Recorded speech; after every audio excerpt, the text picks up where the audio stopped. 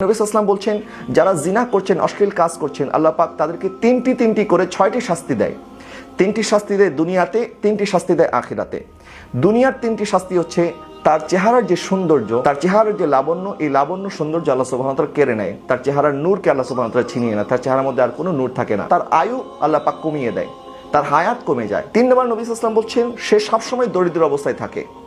দারিদ্রতা তাকে এমনভাবে গ্রাস করে সারা জীবন সে দারিদ্রতা থেকে বের হয়ে আসতে পারে, তার রিজিকের মধ্যে বরকত চলে যায়, আল্লাহ সুবহানাহু ওয়া তাআলা তার রিজিক থেকে বরকত কেড়ে নেয়। এই 3টি শাস্তি হচ্ছে দুনিয়ার শাস্তি।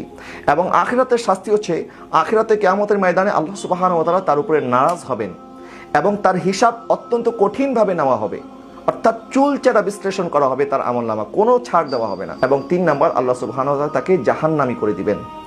তাহলে এই 6টি শাস্তি, দুনিয়ার 3টি শাস্তি, আখিরাতের 3টি শাস্তি, এই শাস্তি থেকে যদি আমরা বাঁচতে চাই তাহলে অবশ্যই আমাদেরকে জিনা এবং এই জিনা করার আগে যে সমস্ত ধাপগুলি আছে, ফাহিশা কাজে যাওয়ার জন্য যে সমস্ত রাস্তাগুলি আছে, এই সমস্ত রাস্তা থেকে আমাদের নিজেদেরকে বাঁচাতে হবে। যারা যুবক যুবতী আছেন, তরুণ তরুণী আছেন, তাদের এই সময়টা হচ্ছে সবচেয়ে গুরুত্বপূর্ণ সময় এবং শয়তান সবচেয়ে বেশি এই সময়টাতে মানুষকে ধোঁকা দেয়। এই সময়টা যদি আমরা ভালোভাবে পার করে দিতে পারি এবং শয়তানের ধোঁকা থেকে নিজেকে বাঁচাতে পারি, আমার আকা সাল্লাল্লাহু আলাইহি ওয়াসাল্লাম ইরশাদ করছেন, ইজা দাআতু ইমরাতুন যাতু মানসাবিন ওয়া জামালিন ফাকাল ইন্নী আখাফুল্লাহ, যখন কোনো সুন্দরী যুবতী রমণী কোনো যুবককে দাওয়াত দেয় গুনাহ করার জন্য, আর ওই যুবক যদি এই দাওয়াতকে ফিরিয়ে দেয় যে না আমি আল্লাহকে ভয় করি, আমি কখনো এই গুনাহ করতে পারবো না, আমার আকা সাল্লাল্লাহু আলাইহি ওয়াসাল্লাম ইরশাদ করছেন আল্লাহ সুবহানাহু ওয়া তাআলা কিয়ামতের ময়দানে তাকে আরশে আজিমের ছায়া দান করবেন, যখন আল্লাহর এই ছায়া ছাড়া কোনো ছায়া থাকবে না। আমরা তো গুনার তালাশ করি, নবীজি বলছেন গুনাহ যদি তোমার তালাশ করে, যেই সুন্দরী নারীর জন্য তুমি পাগল ছিলে, ওই নারী যদি তোমাকে গুনার দাওয়াত করে আর তুমি যদি তাকে ফিরিয়ে দিতে পারো আল্লাহর ভয়ে,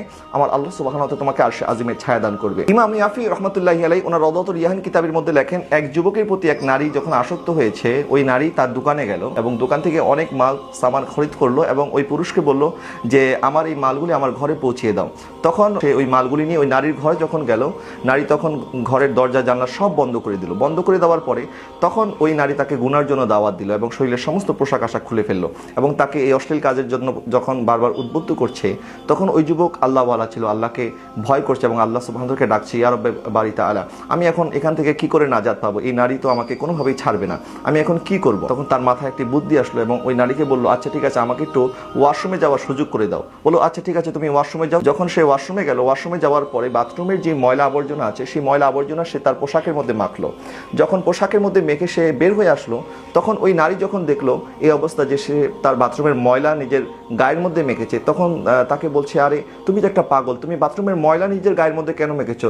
আর আমি একটা পাগলকে এতদিন ভালোবেসেছি, যাও ঘর থেকে বের হয়ে যাও। যখন তাকে ঘর থেকে বের করে দিল, তখন ওই যুবক